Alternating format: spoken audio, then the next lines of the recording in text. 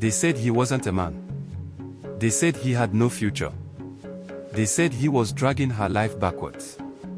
And the loudest voice in the room wasn't his wife's. It was her mother's. She sat in the courtroom, chin lifted, lips tight with victory. Certain she had finally removed the mistake from her daughter's life. But she never once asked the only question that mattered. Who was he, really? Because some men don't fight to be seen. They wait for the moment they are revealed. And when the truth finally surfaced, it didn't just end a marriage. It shattered a family legacy. His name was Kola Adeyemi. Quiet. Measured. Unassuming to the point of invisibility. He married Zainab Bello with no ceremony, no spectacle. No convoy. No gold-plated promises. Just vows.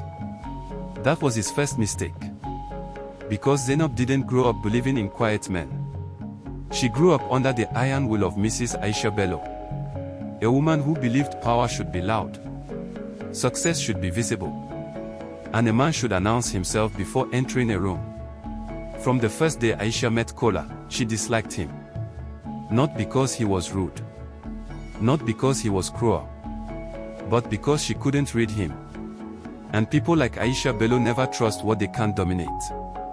Aisha Bello had raised Zainab alone after her husband's early death. She sacrificed. She struggled. She survived. And in her mind, that gave her ownership. Not just over Zainab's childhood, but over her future. So when Zainab brought Kola home, Aisha saw it as betrayal. "This is the man you chose," she asked, ice cold. No car. No title. No family name worth mentioning. Kola smiled politely. He always did. That smile irritated her more than silence ever could. Because men who beg can be controlled. Men who explain can be dismantled. But men who simply observe, they are dangerous. Aisha's campaign was subtle. She never insulted Kola directly. Instead, she planted questions. Does he provide the way a husband should? Are you sure he isn't hiding something? You're not getting younger, my daughter. Every visit ended with doubt. Every phone call ended with comparison. Your cousin's husband bought her land. Your friend's husband travels abroad. What has yours done? Zainab began to notice things she had ignored before. Kola's refusal to talk about work. His preference for modest living. His habit of disappearing for meetings he never described. What once felt mysterious now felt suspicious.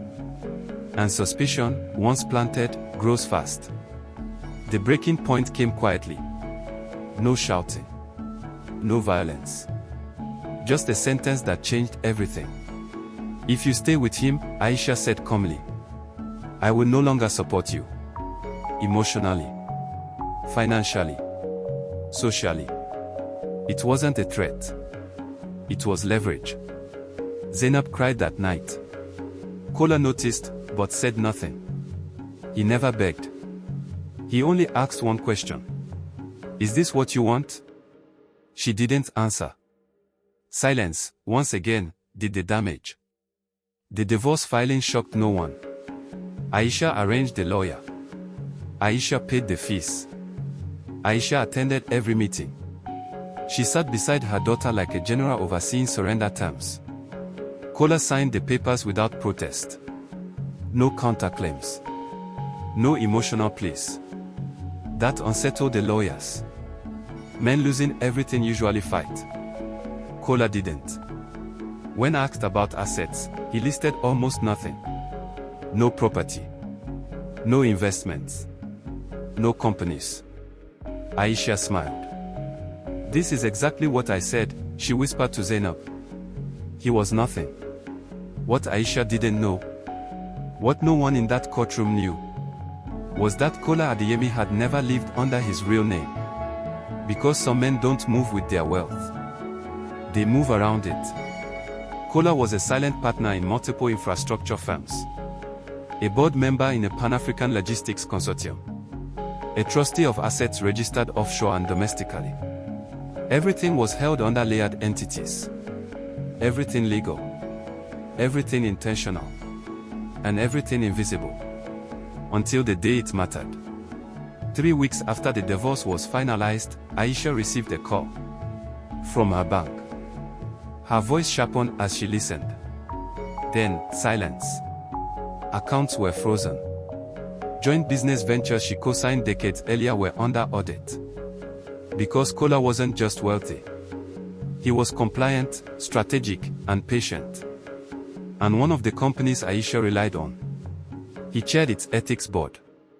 She had forced the divorce. Not knowing she had forced exposure. The truth reached Zainab last. Through a news article.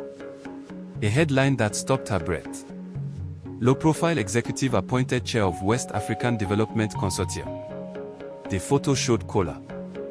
The same quiet smile. The same calm eyes. Only now, the world knew what she never asked. Who he really was. Zainab went to him. Not to beg. But to understand. I never knew, she said. Kola nodded. I know. That was all. No accusations. No lectures. Just acceptance. Which hurt more than anger ever could. Aisha Bello lost more than influence. She lost credibility. She lost partnerships. She lost the illusion that she controlled fate. And Zainab. She learned the hardest lesson of all. That love guided by fear will always choose wrong. Because some men don't need approval. They don't need validation. They only need time.